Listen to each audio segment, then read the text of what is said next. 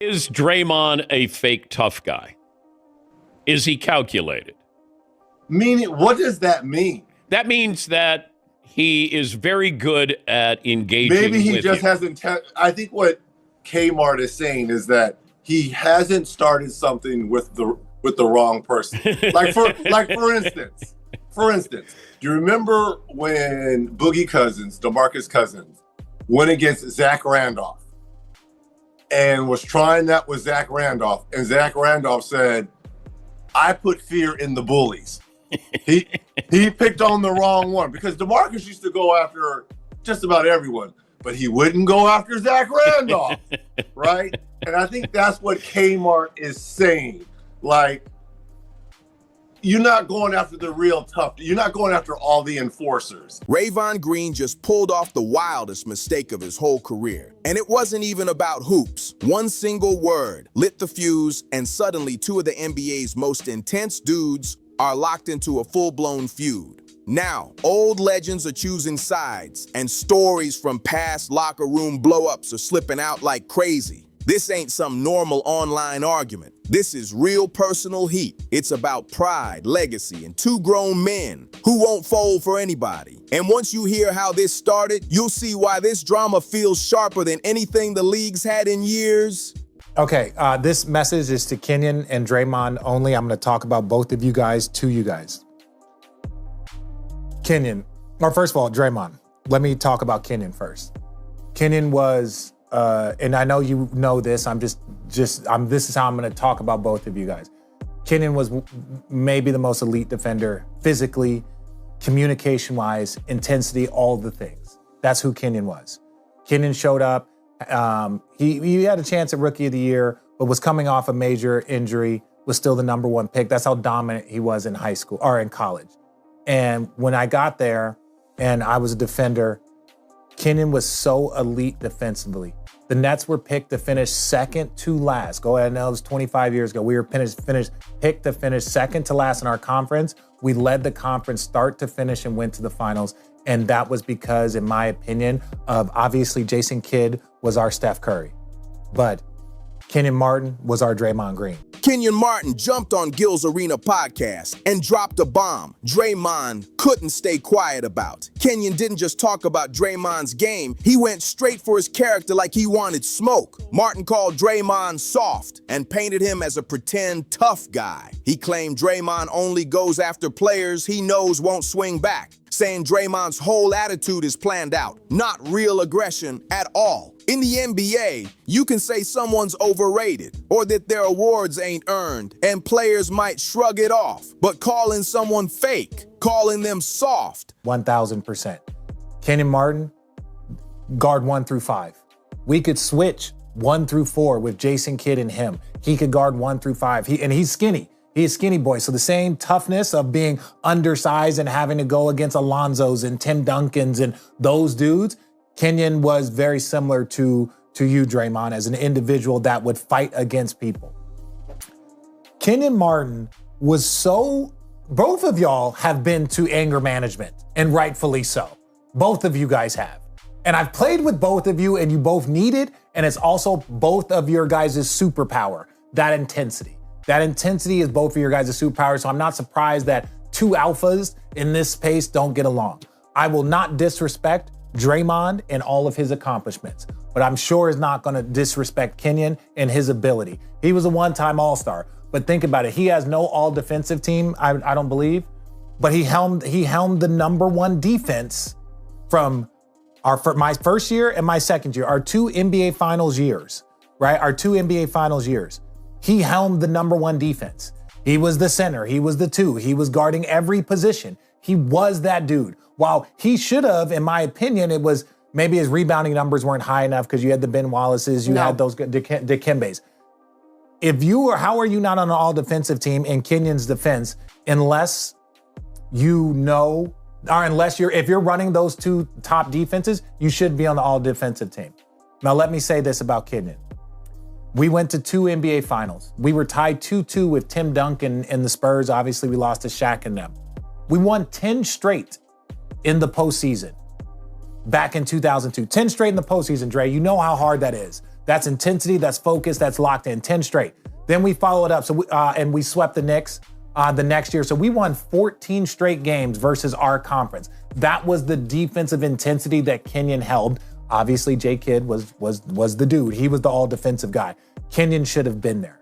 Kenyon was elite. That hits a person right in the identity, and everyone knows it. That's the type of word that makes even the calmest person snap. Draymond wasn't letting that slide. Not from anyone, and definitely not from someone tied to his hometown. Both of them came out of Saginaw, Michigan, a place where loyalty means something big. Draymond expected respect between two people who climbed out of the same streets and made it to NBA greatness. So when Kenyon threw that word at him, Draymond felt straight up betrayed. He thought hometown players would stand together, not take shots at each other on a podcast. Draymond wasn't letting anything slide, so he fired back with the harshest clapback he could drop. On his own podcast, he straight up labeled Kenyon Martin an underachiever. He said a #1 pick shouldn't have a career that quiet. 1 all-star trip, 0 championships, 0 all-defensive teams, nothing to match the energy Kenyon talks with. Draymond basically said that if he walked away from the game today, his resume would outshine anything Kenyon ever did. And that's when this whole situation blew up into something nobody in the basketball world could ignore. This is how I'm going to lead into Draymond.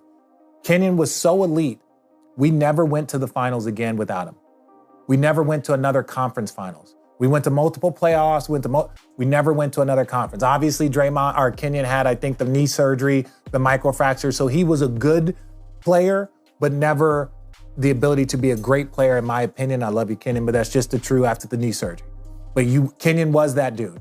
Now, Draymond, part of the reason why many months ago I said, Draymond, you are the most important defender of this generation, and that's based off of my knowledge of Kenyon Martin. That's my knowledge of Kenyon Martin and what he would do, right? That's why in Golden State, if they lose you, right, it's a problem. Same way when we lost Kenyon, we never went to a conference finals.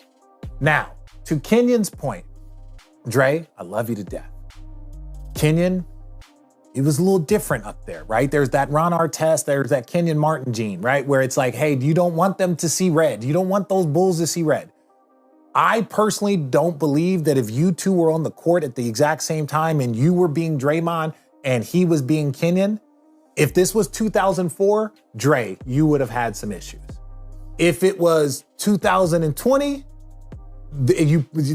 I think the dynamic is different. It's not allowed to get that way.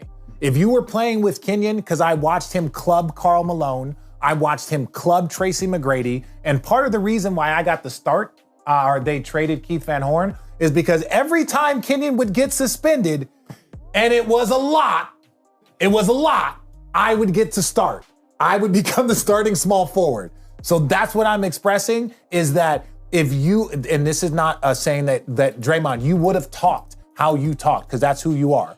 But if you would have talked like that to Kenyon in 2004, when he was on the cover of Sports Illustrated with his chest out saying badass yellow boy, and the NBA told him he had to stop showing that tattoo when he would dunk on people, y'all would have fought 100%.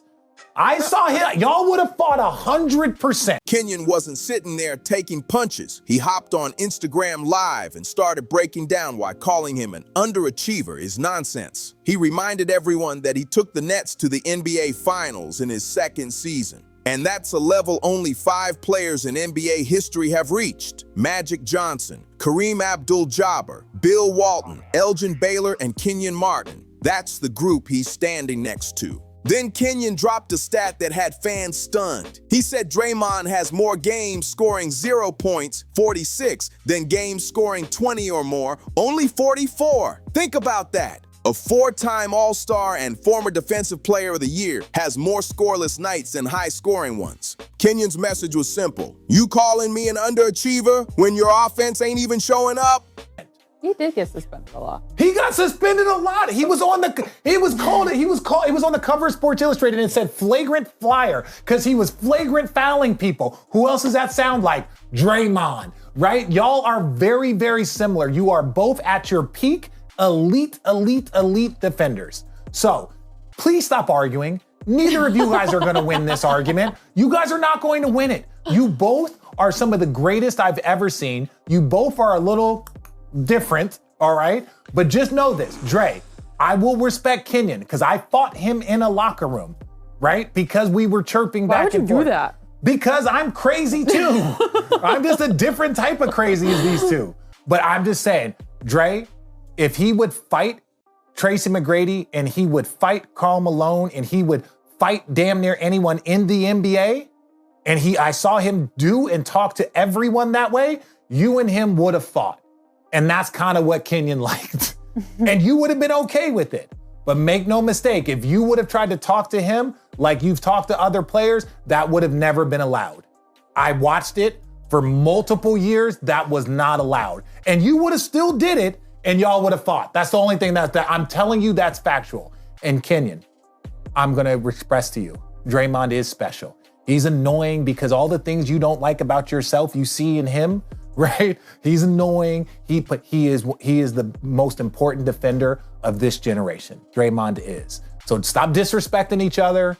Start to support each other and squash this. Because y'all both a little different, but what y'all both accomplished is game changing. Kenyon took a franchise with no relevance and took them to the finals based off of his defense. And once he left, they have not been to the conference finals since. That shows who he is, and it's very similar to who Draymond. But this is where things jump to another level. NBA legends started chiming in, and they didn't sugarcoat anything. Reggie Miller, a Hall of Famer who understands real toughness, leaned toward Kenyon's side. Miller went on the Dan Patrick Show and broke down what Martin was trying to say about Draymond being a fake tough guy. And he brought up a perfect example everyone remembers. Miller mentioned the moment DeMarcus Cousins tried to step to Zach Randolph, a dude known for matching anybody's energy. Cousins was famous for being confrontational, getting in faces, playing physical, doing anything to intimidate players. And that story set the tone for exactly what Kenyon meant. When Cousins tried that tough act on Zach Randolph, it blew up in his face. Zebo stared him down and dropped a line that became legendary in NBA circles. "I put fear in the bullies." Randolph wasn't scared for 1 second, and Cousins felt it. After that moment, Cousins never tried testing Zebo again, and that's exactly the point Miller wanted people to understand. Miller explained that Martin is basically saying Draymond's never picked the wrong target yet. Draymond talks loud, bumps dudes, throws little shoves, and gets in faces, but always with players who won't take it further. According to Martin, and now Miller, Draymond knows exactly who he can poke without things getting real. The way they see it, Draymond avoids the true enforcers, the ones who would actually make him pay if he crossed that line. Miller even said it straight, "You're not going after the real tough guys." And that hit different because it came from Reggie Miller, someone who survived an era where toughness wasn't just talk, it was real.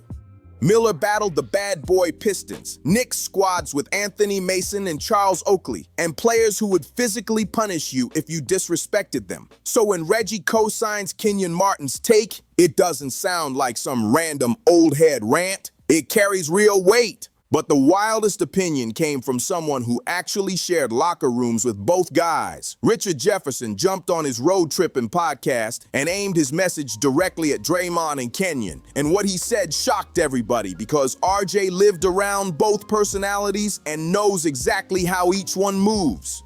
RJ knows their games, their mindsets, and exactly how intense both of them can get. He even admitted he actually got into a real locker room fight with Kenyon Martin back when they were teammates on the Nets. Think about that. Richard Jefferson, who'd never been known as some wild fighter, ended up throwing hands with Kenyon. That alone shows how fierce Kenyon was built during those days. Jefferson started by giving Kenyon major respect. He said when Martin came into the league as the #1 pick in 2000, even after a heavy college injury at Cincinnati, he still walked in and instantly shifted the whole Nets franchise. The team was projected to finish near the bottom of the conference, almost forgotten. But once Jason Kidd took over the point and Kenyon locked down the paint, the Nets shocked everybody. They stayed on top of the conference from start to finish and pushed all the way to the NBA Finals. RJ said Kenyon was one of the most elite defenders he'd ever seen at the time. Physically crazy strong, loud on defense, and intense every second he was on the floor. Kenyon could guard every position from 1 through 5. And this was back when big men were real big men, not stretch centers hanging on the three-point line. Shaquille O'Neal was in his prime. Tim Duncan was destroying everybody. Kevin Garnett was a straight force. These were 7-foot monsters who lived in the post, and Kenyon, undersized for a power forward, still switched onto all of them without blinking.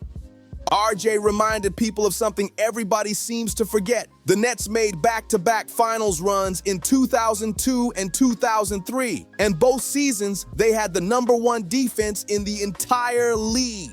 And who was the anchor holding everything together? Kenyon Martin. He never made an all-defensive team, not even once, but he was the leader of the top defense in the NBA 2 years straight. How does something like that even happen? RJ said the awards were biased. Kenyon's rebounding stats didn't pop the way Ben Wallace's or Kevin Garnett's did, so voters ignored him. His suspensions hurt his image too, but anyone who actually watched those old Nets squads knew Kenyon was the heartbeat of their whole defense. Then RJ dropped the real shocker. He said both Kenyon and Draymond went to anger management, and both of them needed it. That fire they play with is their power and their curse at the same time, because they never know how to dial it down. That's why RJ wasn't surprised these two intense personalities don't vibe with each other. But then came the line everyone's talking about. Jefferson stared straight into the camera and said, "Dre, if this was 2004 and you talked to Kenyon the way you talk to other players, we would have fought 100%. He didn't hold back at all. RJ said he literally saw Kenyon fight Karl Malone. He saw him fight Tracy McGrady. Kenyon didn't care if you were a superstar or a role player, he'd go at anyone.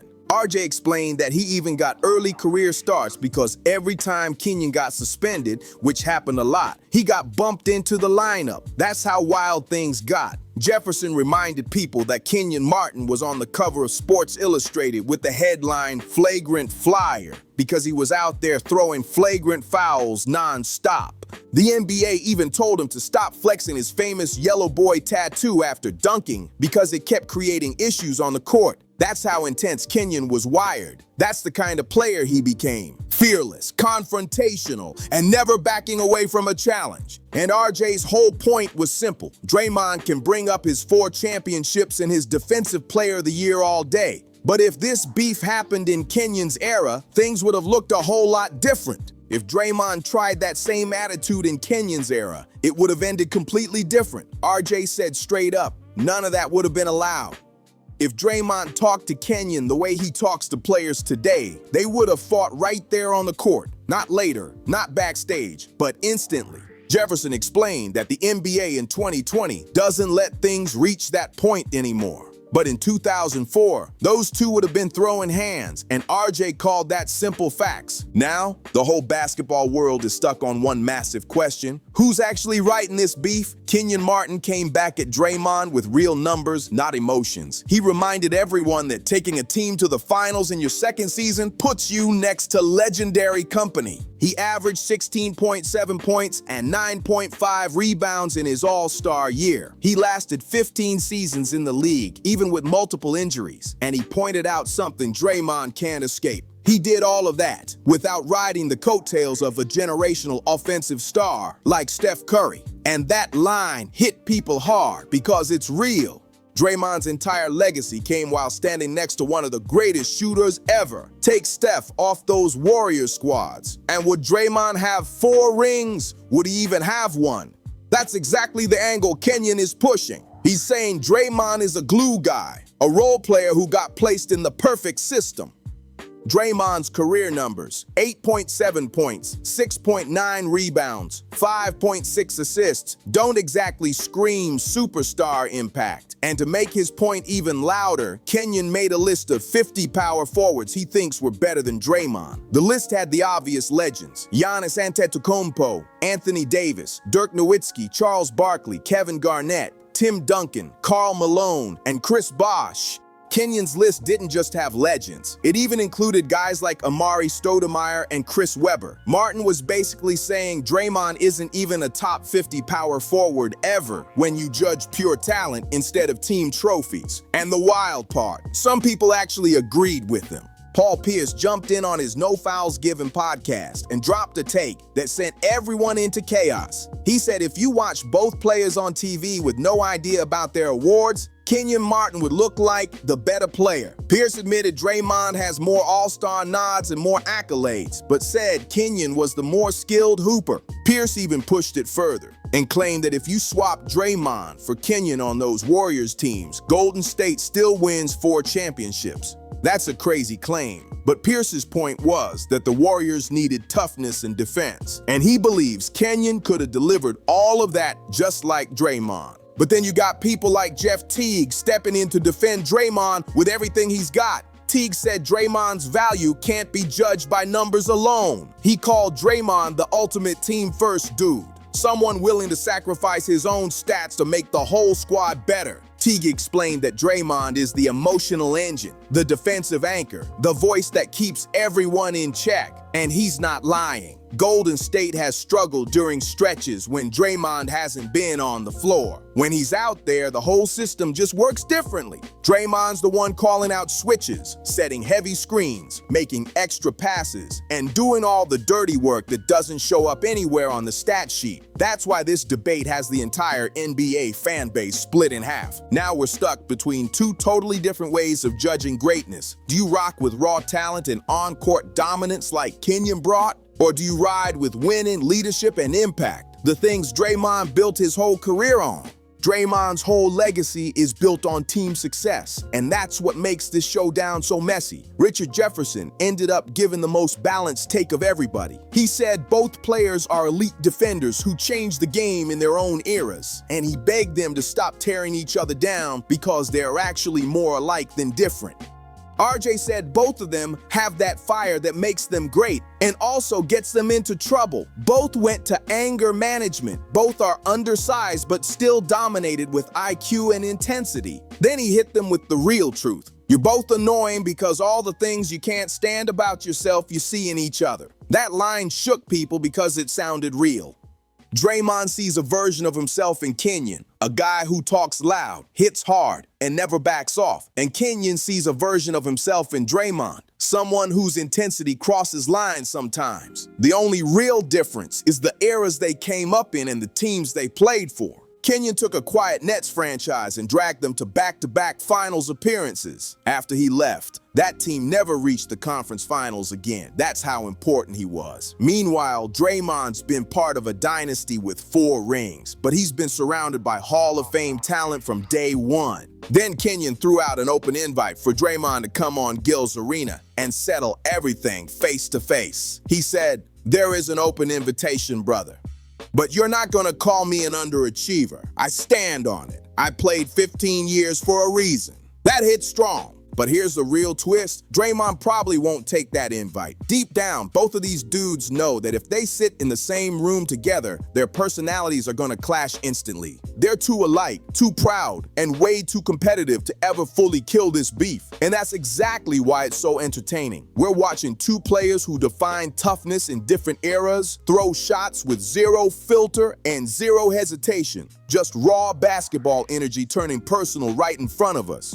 So who really won this round? It depends on what you care about. If you value rings and hardware, Draymond stands tall with 4 championships, a Defensive Player of the Year, and multiple All-Star nods. But if you care about raw talent and pure impact, Kenyon's got a heavy case too. He dragged the team to the finals in year 2, anchored the best defense in the league, and survived one of the most physical eras the modern NBA has seen. Truth is, both of them are right and both of them are wrong. And that's exactly why this beef is not slowing down anytime soon. So what do you think? Is Draymond a pretend tough guy who chooses safe battles?